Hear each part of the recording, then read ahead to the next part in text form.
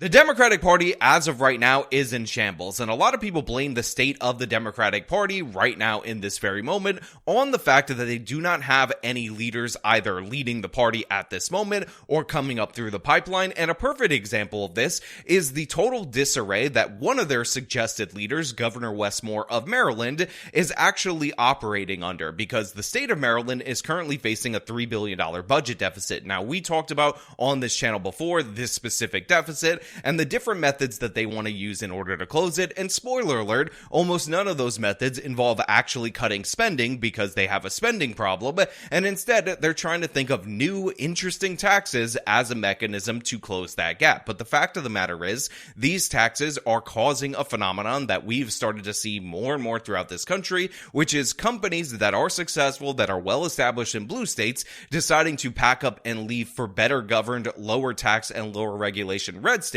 And this is exactly the result of this proposed business-to-business transaction tax with the company McCormick, which apparently has been in the state of Maryland for over 140 years. Greetings and salutations, everyone. My name is Sean, and today we're going to talk about something that we need to take note of because there's going to be a presidential election in 2028. Wes Moore is likely going to run, and if this happens, if he ends up implementing this tax and costing his state at these businesses, I do think we need to document his failures starting right now to make sure he never reaches the point where he gets to the White House. Now, we're going to get into this, but before we do, I want to thank everybody who supports this channel via actualjusticewarrior.com/join. Give me the money. Give me the money, okay? Well, the same company that puts spice in your kitchen is facing a very sour predicament tonight. If a new tax proposal goes through in Annapolis, McCormick says it will head for the state line. And experts say it is not the only company. For more than a century, McCormick & Company has put flavor in kitchens across the globe. It's now producing any number of peppers and powders, spices and seasonings. But the company that has stood in Maryland for 140 years now finds itself in a very salty predicament. So right off the top, I just want to say I do love the local news. I love Fox 45 Baltimore because they always do the pun thing. They're always ridiculous. They're always over the top, but they do give us crucial information, crucial interviews with people on these local government stories. And I like to give them credit where credit is due, even though, again, they are maximizing their puns related to this spice company, McCormick. Now, of course, I will say that I'm not a big fan of McCormick spices. They're perfectly fine. They're adequate, but I much prefer Badia, which, by the way, has a wonderful story. The founders of Badia were actually fleeing from Cuba, fleeing from communism. They owned a power tool company back in their home country, but when they came to the United States, they started making spice blends in order to sell at local bodegas in Florida, and over time, it became one of the most wealthy and successful spice companies in the entire country. Also, they're absolutely delicious. But that being said, my spice preferences are neither here nor there, or as the professionals like to say, neither nya nor nya. We're going to move on to what's going on with this particular company and the state of Maryland. This is the wrong tax at the wrong time. Thank you. We will start with... At a hearing in Annapolis this week, McCormick representatives told lawmakers that the company's commitment to Maryland could be jeopardized if a proposed 2.5-cent tax on business-to-business services is approved. It's the newest proposal aimed at generating revenue in order to close the state's $3 billion budget deficit.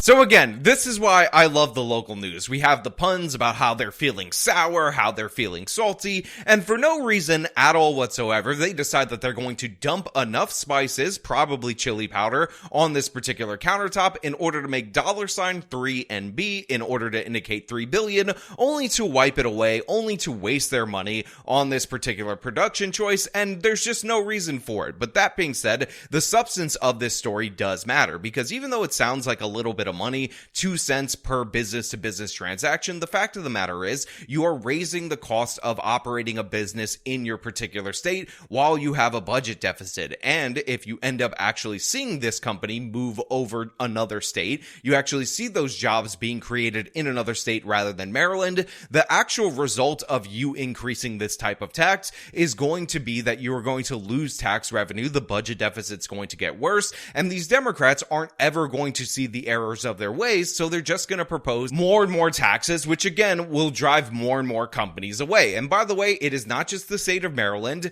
New York State is also experiencing this kind of an issue. We've talked about on this channel before how the state of New York is pushing a $260 billion budget, even though the state of Florida, which has more population than the state of New York, is operating on less than half that amount of money, $116 billion.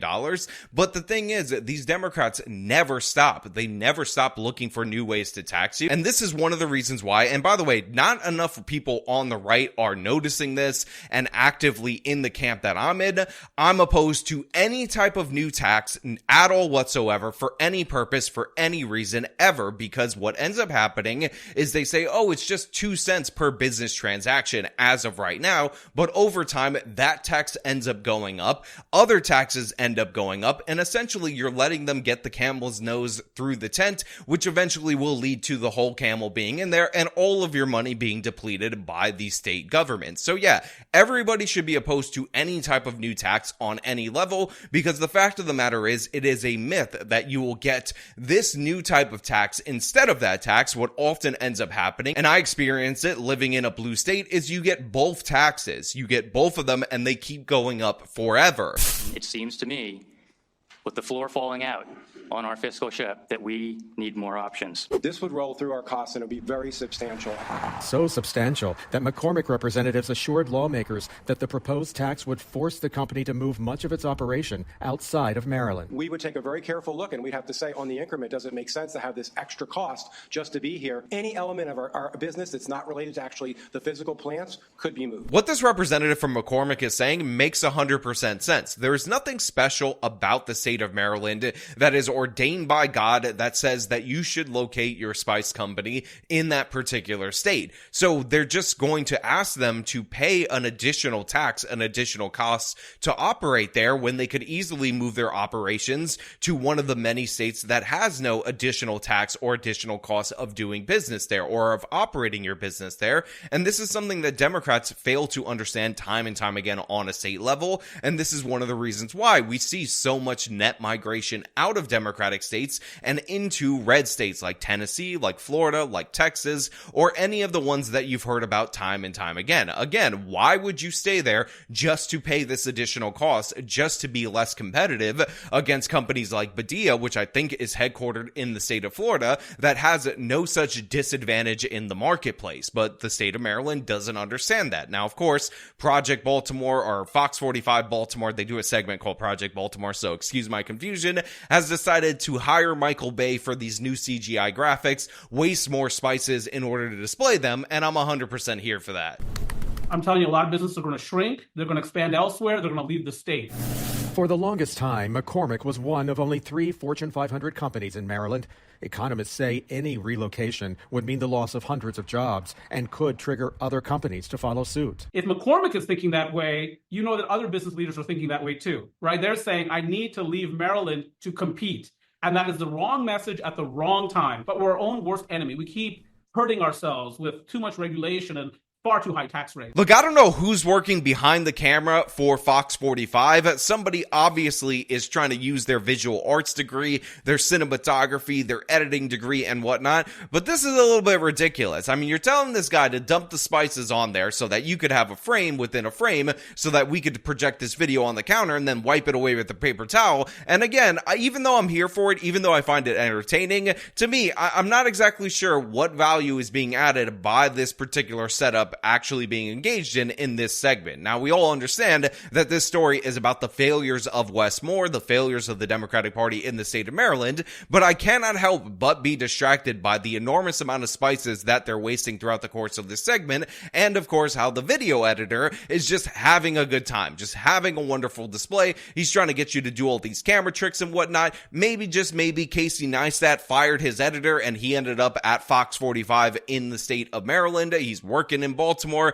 and this is just what he wants to do. But economist Anna Bonbasu says any move by McCormick would cripple the state's efforts to attract new industries. We need to become more appealing to business, and this is not the way to do it. Again, this is obviously true. We've seen a big emergence in the economies of all these different various red states, and the reason for that is because they are business-friendly environments. People are more comfortable with moving their companies, moving their headquarters, and the fact of the matter is, it seems like blue states are ideologically opposed to being business-friendly, and the consequences of that are paid time and time again by the residents of the state of Maryland. The fact of the matter is, if they were more business-friendly, if they had less taxes, less regulations, they would have more economic activity and thus have more tax revenue in order to waste on these ridiculous government programs. But because they're addicted to these government programs, they're addicted to the spending, they end up driving up the tax rates in order to compensate, and the result of that is you're decimating your own tax base. Again, the parasite is killing the host, and yes, make no mistake about it, Wes Moore's Democratic government is in fact the parasite. The governor is vowing to make a slight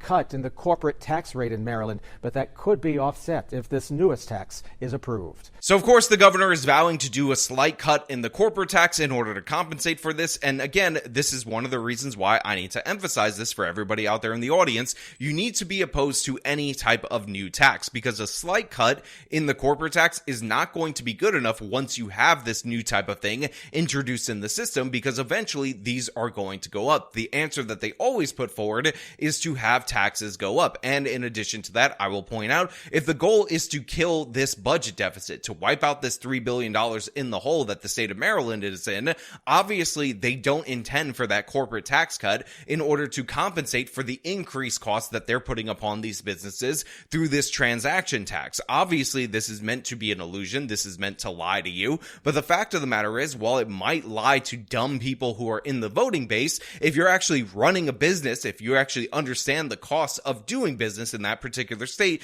you're not going to be fooled by it. But again, I will leave this up to everybody out there in the audience. What do you think about the state of Maryland running itself into the ground? What do you think about McCormick threatening to leave over the imposition of this new type of tax? And do you agree with me that we should be opposed to any new type of tax unless you're completely wiping away a previous existing tax completely off the board? Get rid of it, because this is something that is often proposed at the federal level. People say we should switch to a sales tax, but the fact of the matter is, unless there's a constitutional amendment to get rid of the income tax, I am not in favor of giving Congress a new power in order to tax people in a new way. But again, those are just my thoughts. I want to know what you guys think down in the comments below. If you like the video, show them by leaving a like, subscribe for more content, follow me on the social medias, support me via the support links in the description of this video. This has been me talking about Maryland chasing away businesses. Till next time.